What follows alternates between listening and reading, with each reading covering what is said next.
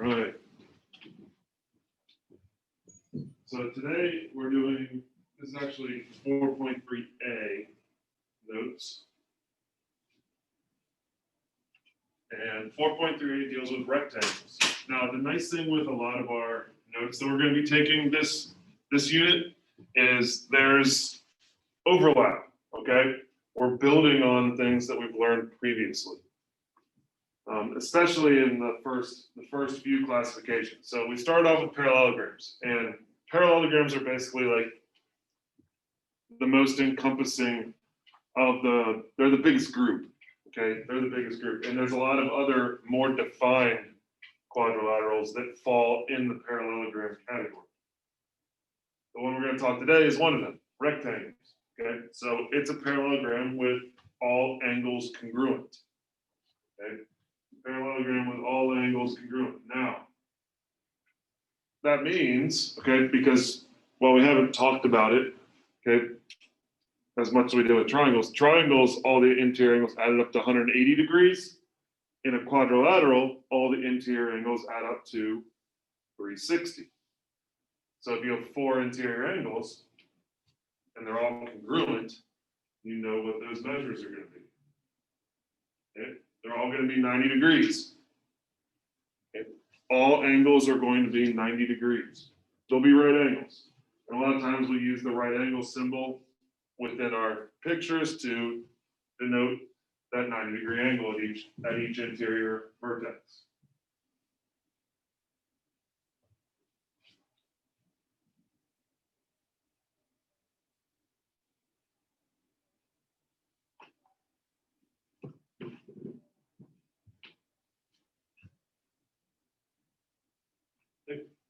Well, because it's a parallelogram, all the theorems, all 4 theorems that we worked on yesterday apply to a rectangle.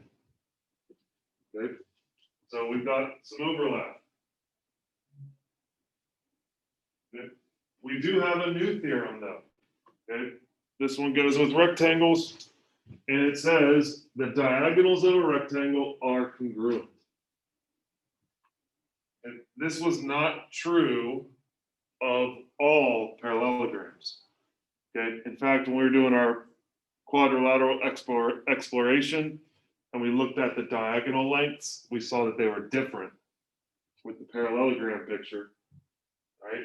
But with a rectangle, diagonals will be congruent. Okay.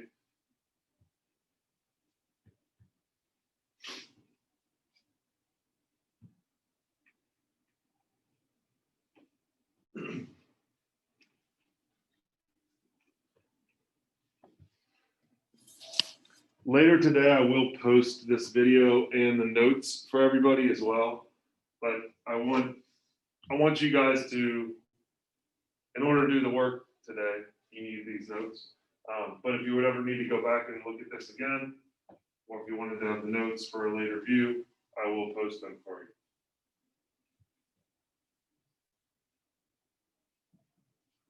However, if you guys ever need me to stop or slow down, please let me know. Same thing at home, speak up. I can't see all the chats, but I can hear you guys. Okay, so characteristics of a rectangle. Well, let's start off with the parallelogram characteristics. Okay, we know that it's a parallelogram, so that means opposite sides are parallel. So I'm going to mark their parallel parts. Okay. So we know that we have opposite sides parallel. Well, I'm going to go through my parallelogram theorems and kind of mark those parts. We know that, let's see, what else do we know? We know opposite sides are congruent.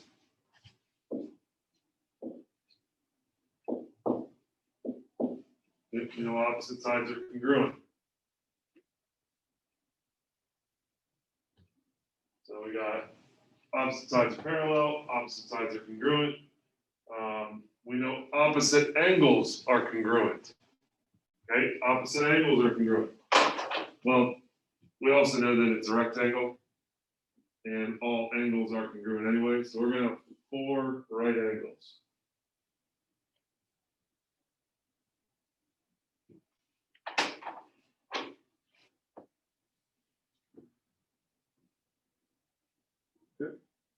And lastly, we know that if it's a parallelogram, we know the diagonals bisect one another, but we also know that the diagonals are congruent in a rectangle.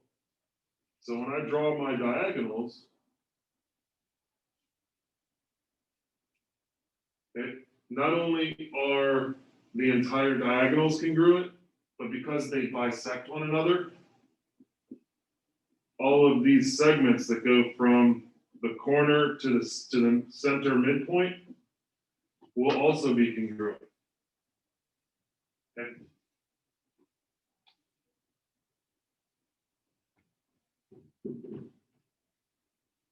Now, again, we're talking about rectangles today, but I see some other shapes that we've worked with within these rectangles.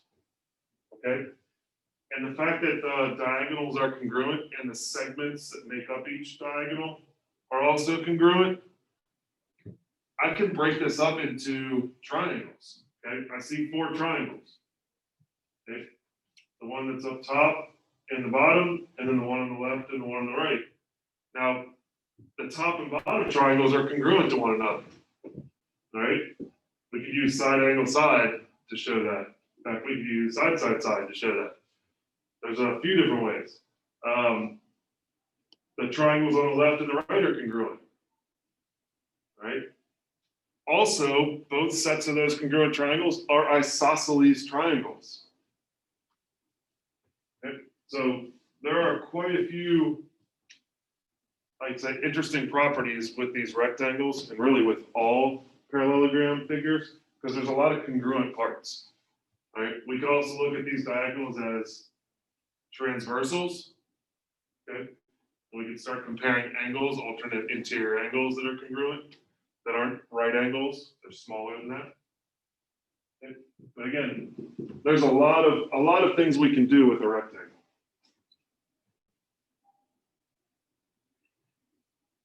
Okay. So this is just reiterating the fact that we do have these 4 segments that are going to be congruent, and because of that, we've got the 2 congruent green triangles.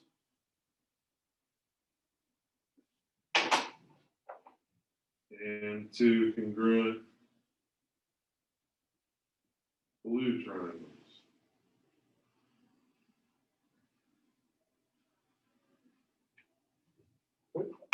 And those are both isosceles, sets of isosceles triangles.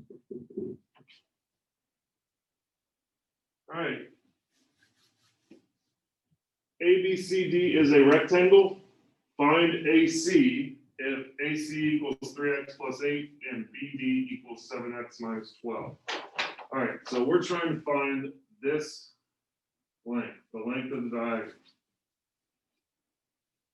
Okay, we're given that this diagonal length is 3x plus 8, and the other diagonal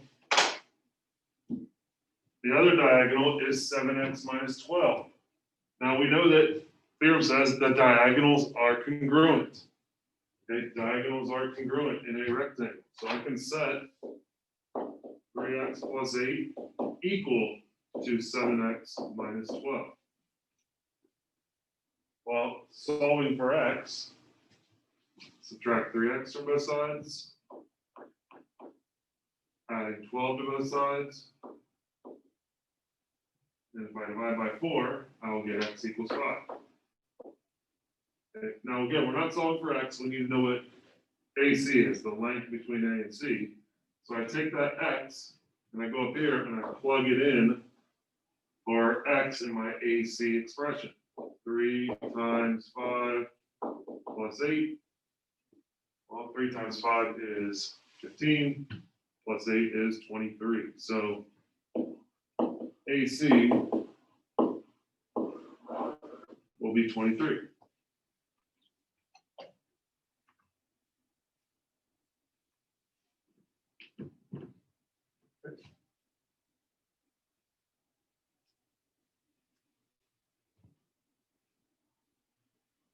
Find the measures of angle ADB and angle of BDC. So we've got them marked over here. ADB is 4x plus 8, and BDC is 7x minus 6. Again, we're going to use the fact that we have a right angle, and use the fact that we have a right angle there. We can add 4x plus 8 plus 7x minus 6 and set it equal to 90 degrees.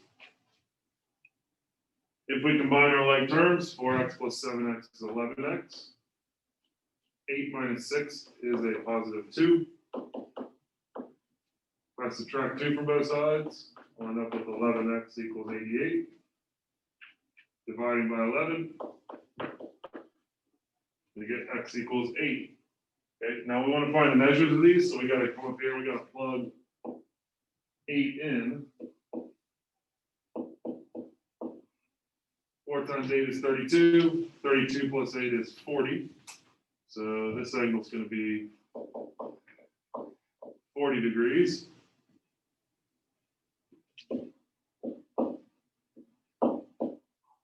Seven times 8 is 56. 56 minus 6 is 50. Again, I probably could have gone straight from the 40-degree angle for the first angle, subtract that from 90, and got 50, but I like plugging them both in. It's just a check.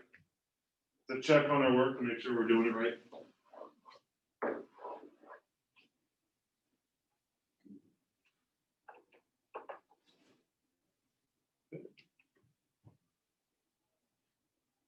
Couple more examples here. All right, find BD if AE equals 5x minus 7. So I'm going to write this in here. AE 5x minus 7, and BE is 3x minus 3. Again, the key to this one is the fact that we know all of these small segments that go from the vertex to the center are equal. Okay? We know these segments are all congruent in length. So because of that, we can set these two expressions equal to one another.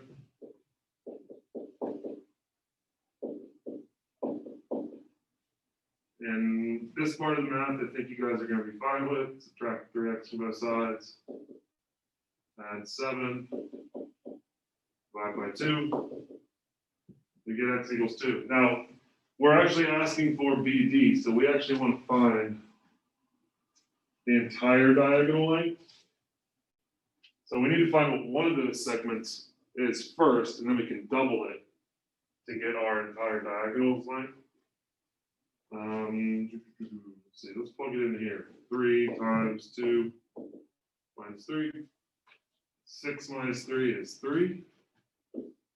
So I think all of these lengths are 3. 3 plus 3 is 6. So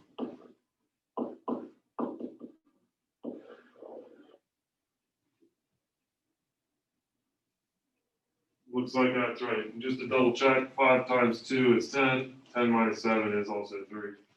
So they do check out. All right, this is our last example. Find x in the rectangle below.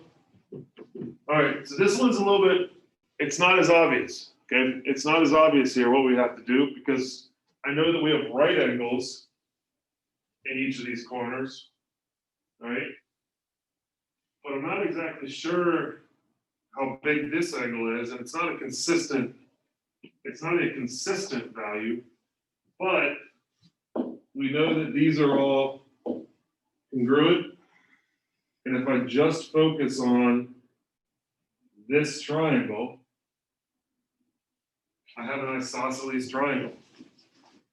And we can go back to that fact about the isosceles triangles. If two sides are congruent, then the angles opposite those congruent sides will also be congruent. So 4x minus 5 will equal 9x minus 35. Subtract 4x from both sides. add 35 to both sides. 30 equals 5x. If I divide by 5, we'll get x equals 6. And we were trying to find x in this case. If we wanted to figure out those angles, we could plug it in. And 4 times 6 is 24. 24 minus 5 is 19. So looks like both of these angles would end up being 19. And 9 times 6 is 54. 54 minus 35 is also 19. All right. That covers the notes for 4.3a. We will be continuing on. There are 3 sections to 4.3. A is rectangles, B is rhombus, and C is squares. Okay. And we'll be covering probably B and C on Monday.